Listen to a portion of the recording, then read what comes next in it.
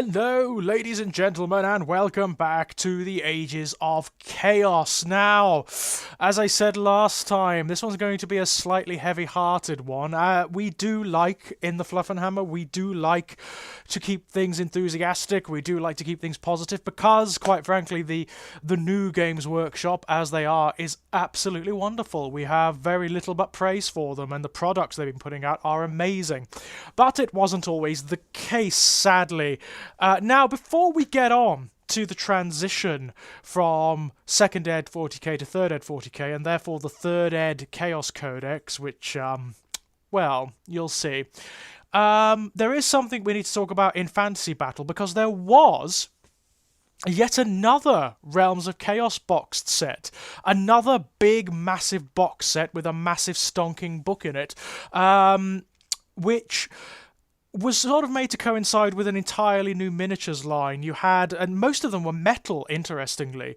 They were made to coincide, it was made to coincide with what were then the new Greater Demon sculpts, which, although they look dinky by comparison to what's been put out at the moment, they were fantastic back then. They were huge, for one thing. They were some of the biggest metal miniatures you could get. I think the two that had come out at that point were the Great Unclean one and the Lord of Change, and they were beautiful. I mean, they look a bit old hat now, but they were absolutely stunning. You also had, for the first time, metal demon princes. You had there hadn't actually ever been a miniature for demon princes up until that point, not a standardized miniature. But back then there was a blister pack that had a sort of multi-part metal demon prince in it. You had metal nurglings, you had you had command options released for the various demons for the first time. So you didn't just have regiments of demons anymore. You had demon champions, you had demon standard bearers and demon musicians and things like that, which have remained standard. I mean, you have that now. That's just part of how demons work, but back then it wasn't. That was the first time it was introduced. Now, the box itself is really interesting. It's actually a really good box set. It's a very good book, and it moves the story of Chaos on significantly in the old world. The book contains no special characters at all. None whatsoever, which was really rare at the time. Instead, what they did were, because there were so many Chaos characters, because Chaos, what they standardized in this book was the fact that Chaos was made out of detachments. So the way it worked was you could take demon detachments, which were led by either a demon prince or a greater demon. You could take mortal detachments, which were led by champion sorcerers and consisted of chaos warriors or whatever. Or you could take beast detachments, which largely consisted of beastmen, dragon ogres, trolls, that kind of thing. Or you could mix and match them all together. It was one of those books that was really variable. It was very, very cool. You could apply gifts of the various gods and of Chaos Undivided to your greater demons, to your demon princes, to your champions. You had lots of different random elements and random tables. It was a really cool piece of work. But what was really interesting was the way it moved the story of Chaos on.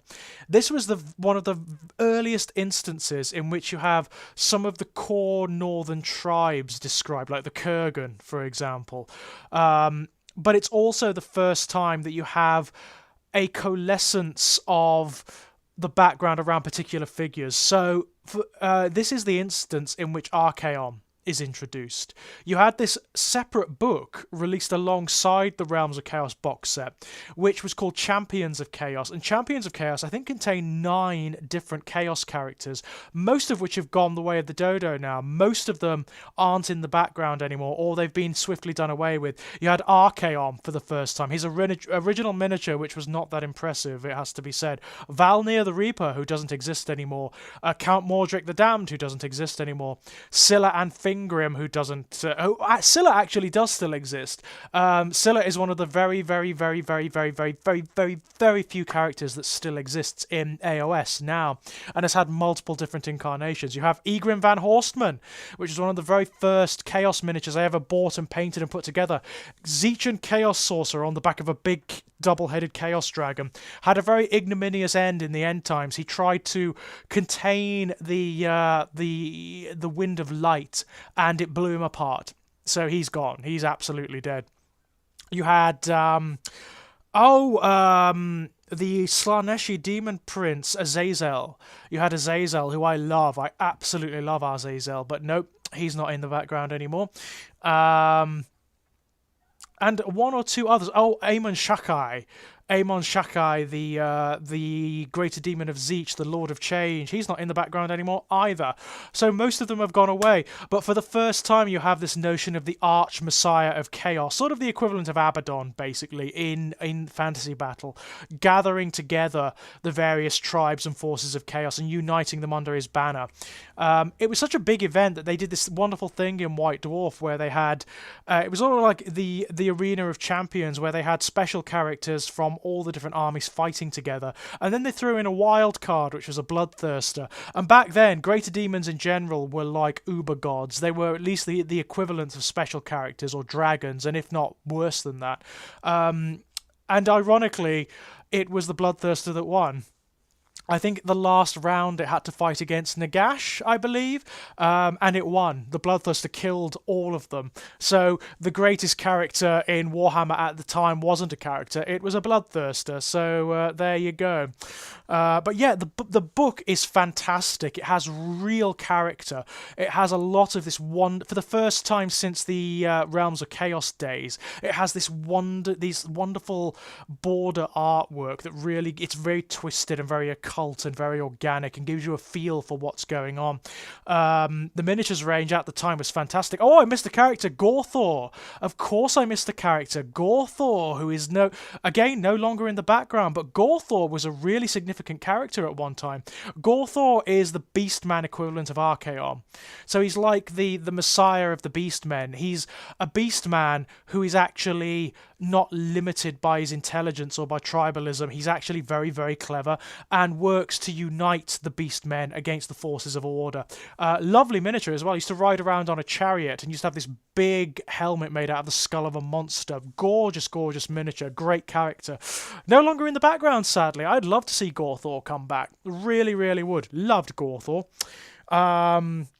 Oh, and Arbal the Undefeated. There was also Arbal the Undefeated for Khorne, who was a Khornate Chaos Warrior champion who used to ride around on the back of a very big fleshhound. And if he ever broke in the game, if he ever fled, he was automatically turned into a Chaos Spawn because Khorne punished him, which was really cool. Really cool. Lots of character in that book. It was a good time to be a Chaos player in Fantasy Battle at that time. And that was sort of in the midst of 2nd Ed 40k, and I think it was 5th Ed Fantasy Battle. It was like well on by that point. But yes, what we principally want to talk about here is, it's sadly one of the more negative factors. The transition from 2nd Ed 40k to 3rd Ed 40k wasn't necessarily a bad thing. It was very traumatic because it was massively different. They really wanted to remove the game from what it was. So it went from being like this very complicated pseudo-RPG skirmish game to being a very, very quick, pacey, punchy war game, which is more or less what it is now. I mean, the 3rd Ed rules, they didn't change for a long time, not significantly. It wasn't really up until 8th edition that a bigger transition came about.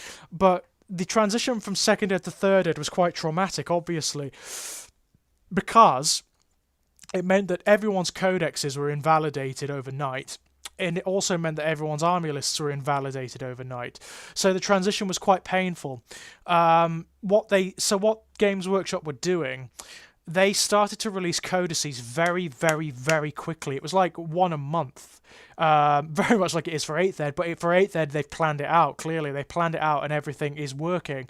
But for 3rd Ed, it wasn't. It clearly wasn't. And one of the first, after the Space Marine Codex, one of the first codices to hit was the original 3rd Ed Chaos Codex, or as people fondly remember it, they don't call it Codex Chaos, they call it Pamphlet Chaos, because that's what it was. It was tiny.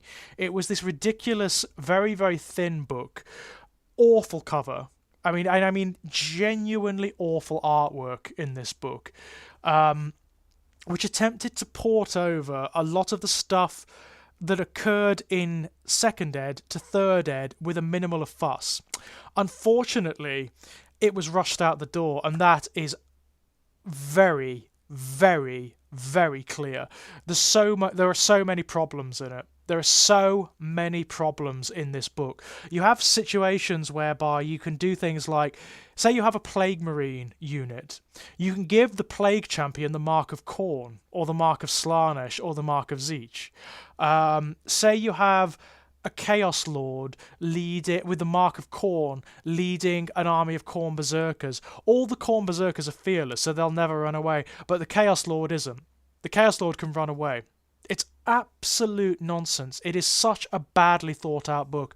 It was so badly thought out that there are even units missing from it, like Cult Terminators, for example. You couldn't get Terminators with a Mark of Chaos back then. So what they had to do, the month it was released, they actually had to do an Index Astartes article in White Dwarf fixing all of these problems. And then the month after, they did an entire page worth of errata for it because it was so badly put together. You had things like Demon Princes of Tzeentch being able to take psychic powers which they couldn't fucking cast because they had 0 ballistic skill. And back then, psychic powers were weapons. They relied upon your ballistic skill to hit. So they couldn't use them. Absolute insanity.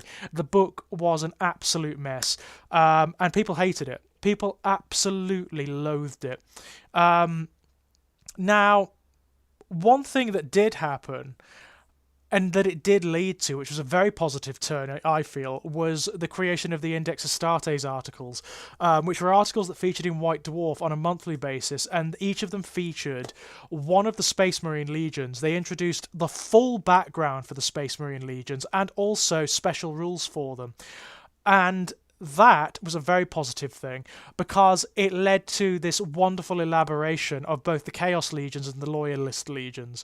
We got some real cool background on them and some excellent special rules, it has to be said, which in turn led to something really, really cool, which is the 3.5 Codex. The 3rd Ed Chaos Codex was so unpopular that in the midst of 3rd edition, they completely revamped Chaos. They completely overhauled it, and they used that overhaul as an excuse to introduce one of the first global campaigns, which was the Iva Terror Campaign. The 3.5 Codex is as far removed from the original 3.0 Codex as you can possibly imagine. It's very fondly remembered, not perfect by any stretch of the imagination. It's massively overcomplicated with designations for weapons and gifts and rules and all of this nonsense. But what it has is a lot of heart. A lot of heart. It actually feels, although it's much thinner, it actually feels more like the Realms of Chaos books in terms of the amount of customization you can get out of it. It's a really cool book, and was a very, very, very, very high point indeed for Chaos players. Chaos players still love it. Still absolutely love it. Because it crystallized a lot of notions. It was really built around the Black Legion and around Abaddon the Despoiler. You really, apart from the supplementary army lists for the different cults and for the different legions, all of which are included in the Codex, by the way, it's really, the core army list is built around the Black Legion, and that's very, very evident. It's very overt. It's a beautiful book. It's got so much flavour and so much character that for a time, every other army was a Chaos army. There were so many Chaos armies being collected back then that they kind of shunted out many of the other armies. Everybody was collecting a different Chaos force because it was so various. Every legion played differently.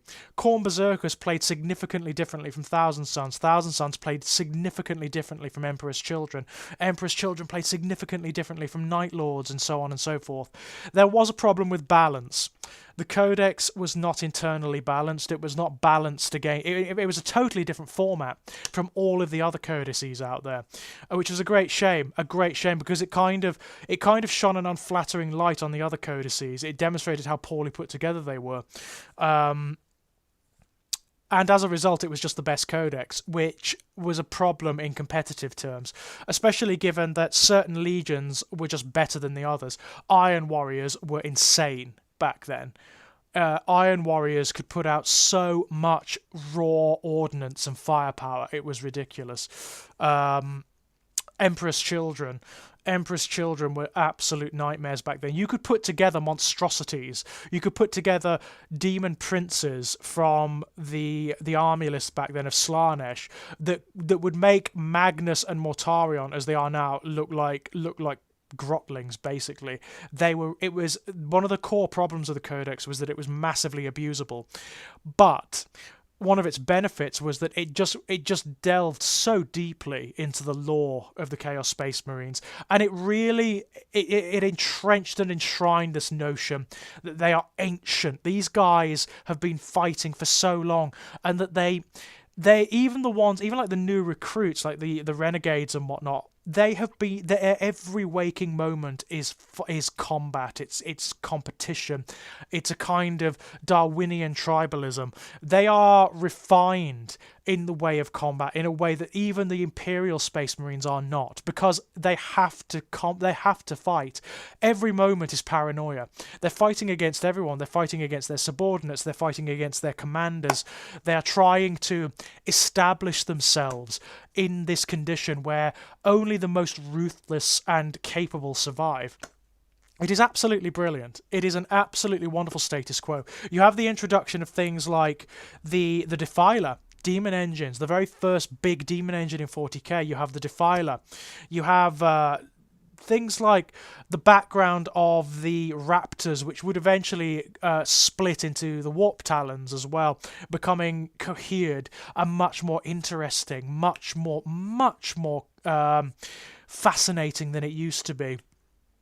You have so much going on in that book. If you haven't got a copy of it, go and get it. Go and find a second-hand copy and have a read, because it is absolutely stunning. And sadly, I mean, for my money, it was the last really good Chaos Codex before the advent of 8th Ed. And that's a very sad thing, because that meant that we had years and years and years without a decent Chaos Codex. One of the other things they introduced at this point were lots of other special characters. You had Typhus. This codex sees the introduction of Typhus for the Death Guard, and his sort of coalescence is a core part of the background. Lucius the Eternal is introduced for the first time in this book. You have things like one of the big things in this codex, they very shortly after they introduced the Iva Terror Codex, and the Iva Terror Codex was an actual campaign book.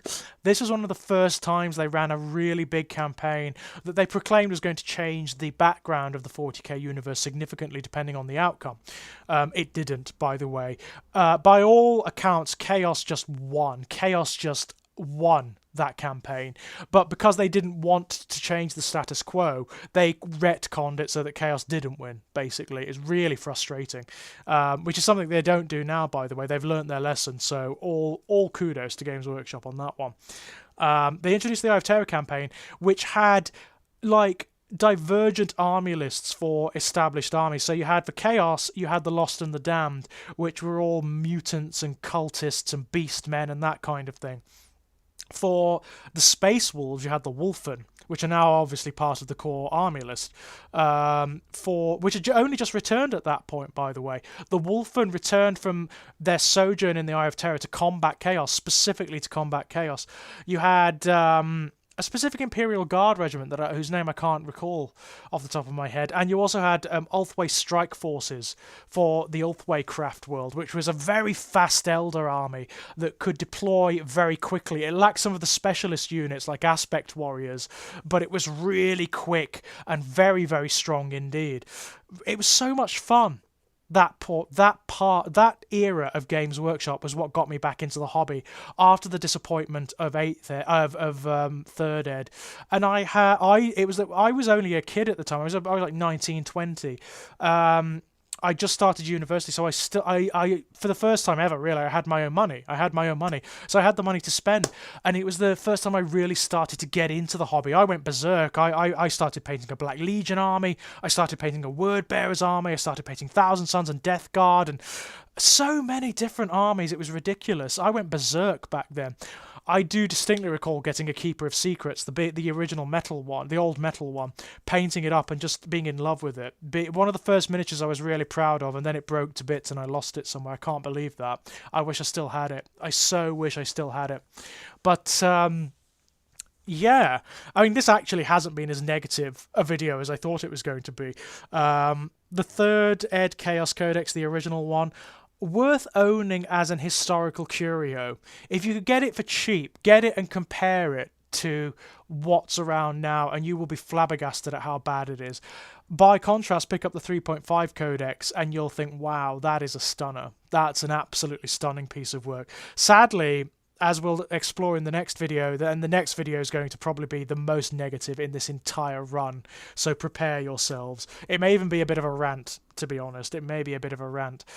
What they did following the 3.5 Codex, because the 3.5 Codex was so dominant, rather than rewrite the other codices to bring them up to its level, they actually completely gutted Chaos for the next Codex, and I mean gutted it. You have no idea.